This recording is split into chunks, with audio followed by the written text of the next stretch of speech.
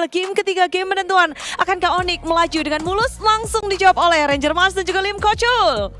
Thank you so much Budi Clara Monster. Tentunya ini mungkin menjadi hari keberuntungan dari saya. Di match yang pertama saya melihat Lancelot dari Courtesy. Di match yang kedua saya melihat Lancelot dari Kairi. Dua pemain Lancelot terbaik di dunia berada di depan muka saya dan bermain dengan Lancelotnya. Dan ya mudah-mudahan hari ini juga lu ngeliat tim Indonesia pertama Ji masuk ke semifinal. Betul sekali. So kita tanpa berlama-lama buatnya di Jakarta, dari Sabang sampai Merauke, yang di Saudi Arabia dan yang di manapun kalian berada di belahan dunia ini. Mari kita menonton untuk melihat apakah Oni mampu menjalankan game ini dengan maksimal atau ada game selanjutnya. Lihat sih. Dari draft aku sih Onyx sekali ya. Karena kita tahu lah untuk Franco Supras yang tercounter habis dengan adanya Netherrealm Varamis. Plus ya gue suka juga ngelihat Assassin Kairi is back. Tadi dia main Hayabusa aja jago banget, gimana main Lancelot kan. Hati-hati ya hati-hati tetap perlu karena memang Fredrin ini plus Arlot ya, nggak bisa dianggap remeh juga nih. Ini kombinasi Fredrin Arlot sering banget dimunculkan sama Onyx juga by the way. Jadi kayak gua rasa Onyx udah tahu untuk ngadepin juga harus gimana. Ya pokoknya bisa kita bilang mereka respect dari band and pick juga udah mulai respect gameplay mereka, dan bahkan lihat dimana kondisi dari Sans dan juga Gulupi yang nanti akan bersinar itu akan jadi satu kombinasi yang sangat baik sih. Iya, dua basic common belum Franco dan juga dari Chusin ya. Untuk Goldman Savero sekarang hari tuh ada beberapa yang bikin langsung ke Enhanced Talisman tahu. Jadi nggak pakai Starlium. Iya. Nextnya biasanya ke Concentrate tuh. Jadi karena cooldownnya udah tutup sama Starlium, sepatunya juga bisa diganti jadi sepatu Top Boots mungkin, atau penetrasi juga bisa. Apapun, sepatunya bisa diganti apapun, jadi lebih fleksibel. Cuma masih ada juga yang main Starlium. Nanti kita lihatlah Savero mainnya ke arah mana. Oke, kita lihat kombinasi yang akan coba dilakukan di top lane. Karena Boye dan juga Kun akan membuat Luffy bisa ketangkap, tapi Kane di depan sana tetap berangkat dari Kiboy menuju ke arah Boye. Bakal coba ditutup kembali, belum level 4, tapi nampaknya pada pasukan dari tim Mythic Seal kerja untuk pulang, dan satu buah manciman yang mantap dari Mythic Seal. Revitalize bahkan tidak bisa menutup jalannya dari DMS Turret yang langsung menuju ke arah Kiboy.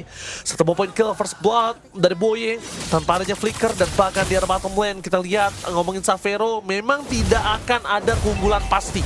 Karena kita tahu ZP salah satu damage yang sangat kuat, tapi melepaskan menuju ke arah Retribution kah, tapi langsung dihindari dengan Tonros. Kairi bertahan dengan Pancer di depan sana. Cool sekerat ultimate dan Phantom Execution mendapatkan satu point kill dan diberikan kepada Kairi. Iya, untuk dapetin satu kill di awal tuh udah bagus banget untuk Lancelot. Dan memang pertukaran tadi Turtle ya. Cuman gue ngeliat gak ada poin memang dari Onyx untuk dia kontes karena Turtle-nya tadi dengan tumbangnya Kiboy. Secara nggak langsung Onyx gak ada lagi frontrunner-nya. Belum lagi Lutfi-nya kan belum level 4 tadi. Dia harus clear dulu, jadi tetap akan telat. So ya pilihan terbaik lepas Turtle-nya, cari apa yang bisa didapetin dan kill. Itu udah jadi maksimal lah. The best thing yang bisa ditukar juga sama Onyx ID. Retribution bakal dikeluarkan, tapi lihat di depan sana Mythic Seal menarik kembali ke Luffy depan Slice yang on point menargetkan dengan instan, dan bakal Sans flicker power defensif berhasil menyelamatkan dirinya karena dia tahu dia butuh untuk Netherrealm ini untuk team fight selanjutnya, karena Kairi satu objektifnya masih terbuka gitu loh, satu orange buff masih terbuka, dan itu harus diperhatikan Lim. Dan hati-hati juga nih karena Fredrin ini kuat banget early. Ya walaupun tadi juga sempat ya ada kill yang dapetin Kairi, jadi bisa dibilang Kairinya sedikit lebih unggul. Cuma nggak menutup kemungkinan kalau Mythic Seal ini punya kekuatan early game yang nggak bisa dianggap remeh.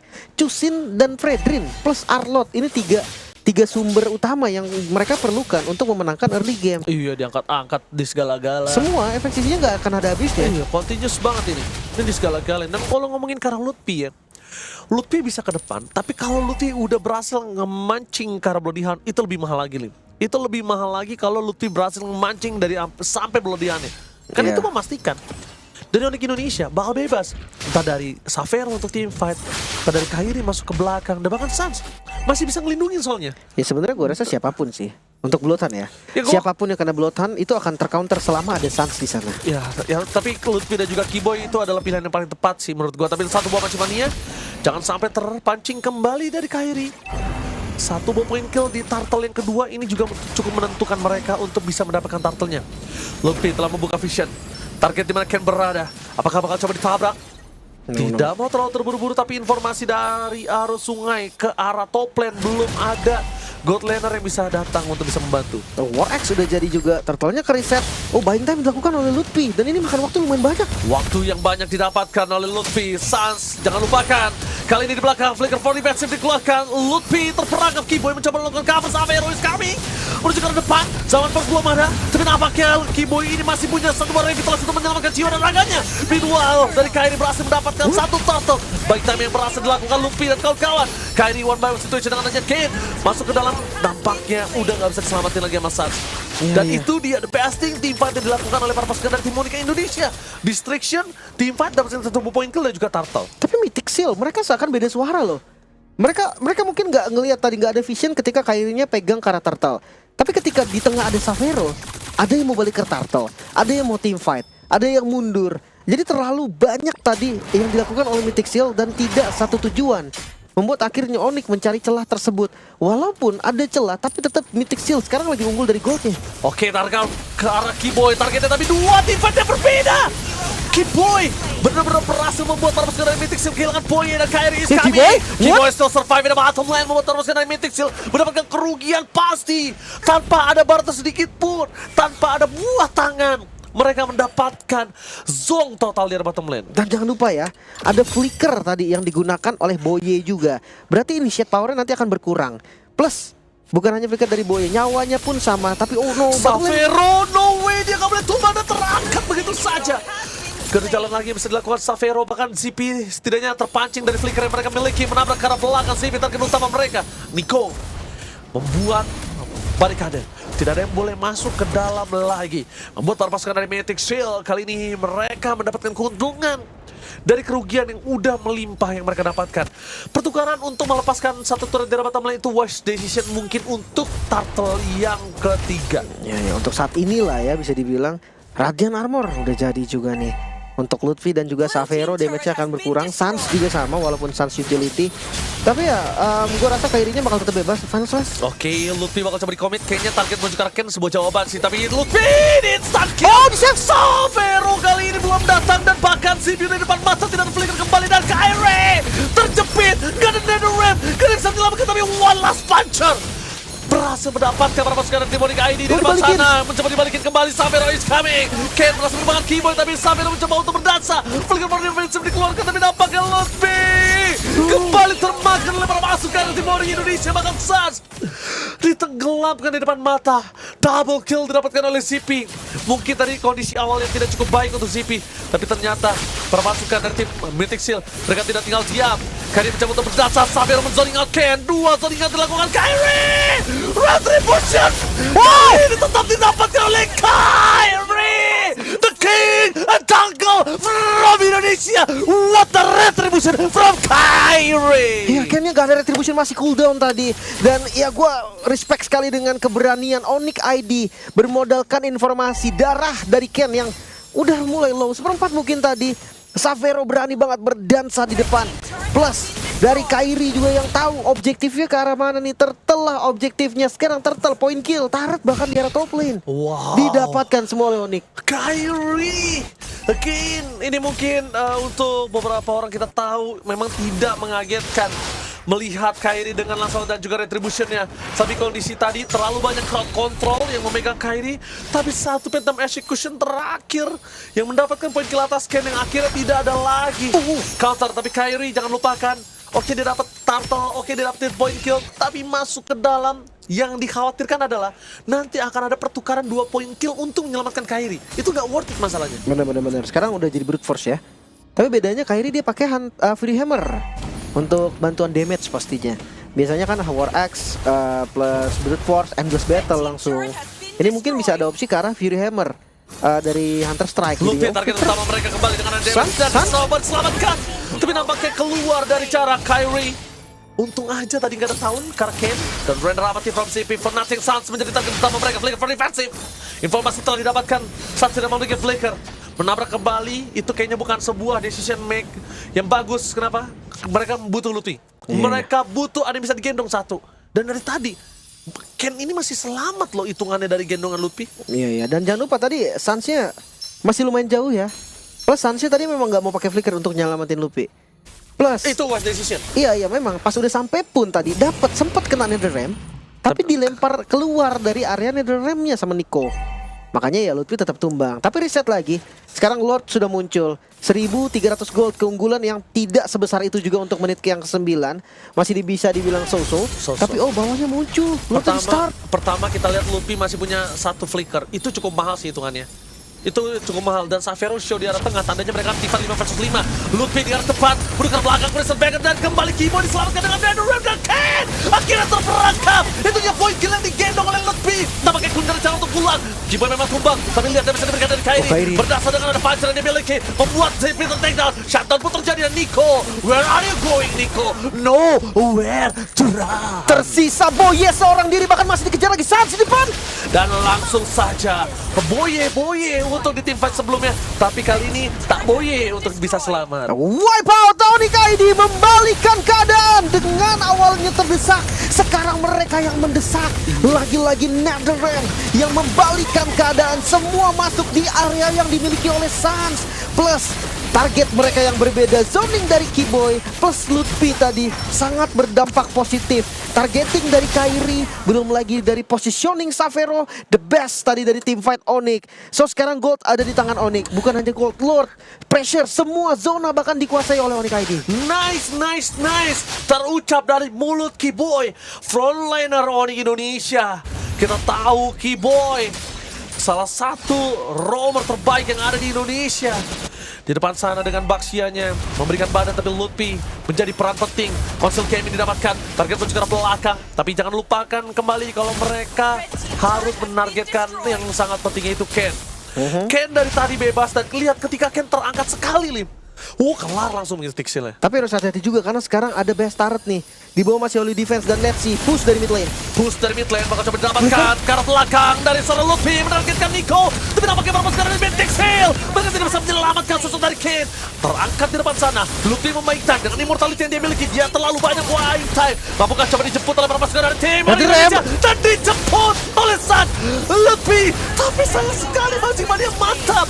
Magnet dari satu Iron Hook Boy memang Lutfi untuk kesekian kalinya. Iya. Kalau kata Sans tadi saya sudah berusaha semaksimal mungkin. Bahkan Immortal masih gak nolong juga. Oke, tapi reset dengan 2 best turret yang didapatkan oleh dari Onyx ID, Mythic Seal akan sangat kesulitan. Goldnya yang tadi mereka unggulin 1000 doang, sekarang dibalikin sama Onyx dibayar dan 4000 gold, malah keuntungan dari Onyx. Kairi menuju ke arah Malefic Roar, ya jelas. Penetrasi yang sering banget dibikin oleh Lancelot Hybrid juga. Dan gue gak ngeliat nih adanya item yang bisa menahan damage dari Kairi atau juga Xavero. Karena keduanya ini source damage yang berbeda, sumber damage beda. Artinya harus lebih effort lagi. Mungkin sekarang kayak opsinya cuma satu, ke Twilight Armor, Queen Swing. Ini 2 item yang menurut gue bisa lah untuk nahan physical dan magical sekaligus. Tapi ya belum ada. Dan sekarang Onyx gak kendor loh. Mereka tetap kasih pressure dan mereka mau ambil inner turret. Kalau ngomongin Karina Tar di arah top lane, ini akan menjadi team fight yang besar. Tapi kalau bisa kita lihat laning mereka bagus di arah mid dan juga bottom lane, udah berada di tengah. Dan jangan lupakan lagi Mythic Seal, mereka cukup kuat untuk defensif. Dari tadi kita melihat gimana caranya Lutfi benar-benar menjadi target utama. Mereka biarkan Kairinya terlebih dahulu dan Kairinya nggak masuk dari tadi, ditungguin sampai Boye bingung harus gigit siapa. Sebenarnya Kairi masuk pun, Kairi digigit sama Boye pun, Sans pasti buka ulti sih. Sans pasti NetherRealm. Itu yang 1 poin pasti ya. Dan dari Haritnya ternyata dia nggak pakai Starlium, dia pakai Unsettled Talisman langsung ya. Sepatunya penetrasi. Ini Harit sekarang udah banyak yang kayak gini kawan-kawan, jadi nggak kaget lagi. Lebih karena banyak variasi untuk Harit sih. Lebih karena Starliumnya kena nerf J, 5 detik baru bisa nge-trigger dari efek uniknya, makanya udah nggak dipakai lagi. 5 detik tuh sangat lama loh dalam zaman Force udah habis. Bahkan dia tuh harus berdansa di depan sana dan Lutfi mencoba menangkap Kane. Maka coba digendong begitu saja, mancing-mancing mata dan hilang begitu instant kill dengan adanya Skypicer.